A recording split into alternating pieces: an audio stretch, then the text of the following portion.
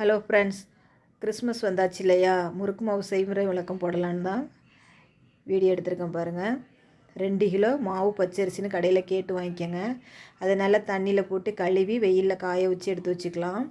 நல்லா வெயிலில் காய்ஞ்ச உடனே 1 கிலோவுக்கு 200 கிராம் உளுந்தம்பருப்பு, இதுதான் சரியான அளவு. இதுக்கு மேலே அதிகமாகவும் போடக்கூடாது, கம்மியாகவும் போடக்கூடாது. முறுக்கு ஹார்டாயிரும் கம்மியாக போட்டால். அதிகமாக போட்டால் முறுக்கு தனித்தனியாக கலண்டு வந்துடும். நம்ம அச்சா ரவுண்டாக வராது. 200 கிராம் சரியான அளவாக இருக்கும் 1 கிலோவுக்கு. நான் 2 கிலோ அரிசி எடுத்ததுனால 400 கிராம் எடுத்திருக்கேன் பாருங்கள். அதில் பாதி அளவு பாசிப்பருப்பு எடுத்துக்கோங்க. முறுக்கு நல்லா டேஸ்ட்டாக ருசியாக இருக்கும் பாசிப்பருப்பு போடும்போது.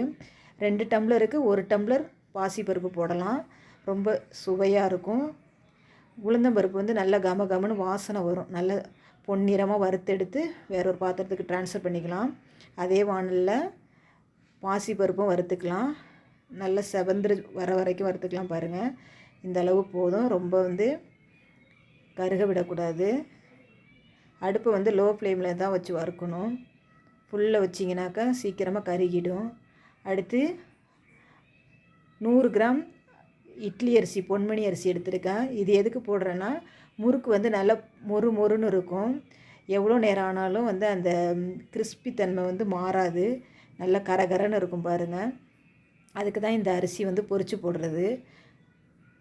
பொட்டுக்கடலாம் போட்டோம்னாக்கா நமுத்து போன மாதிரி ஆயிரும். இந்த பொரியரிசி பொரித்து போட்டோம்னா முறுக்கு நல்ல கடித்து சாப்பிடும்போது நல்லா கிறிஸ்பியாக இருக்கும். செஞ்சு பாருங்களேன், நல்லா சுவையாகவும் இருக்கும், டேஸ்ட்டாகவும் இருக்கும். மாவு அரைச்சிட்டு வந்துட்டேன் பாருங்கள். உங்கள் ஃப்ரெண்ட்ஸுக்கெல்லாம் ஷேர் பண்ணி சப்ஸ்கிரைப்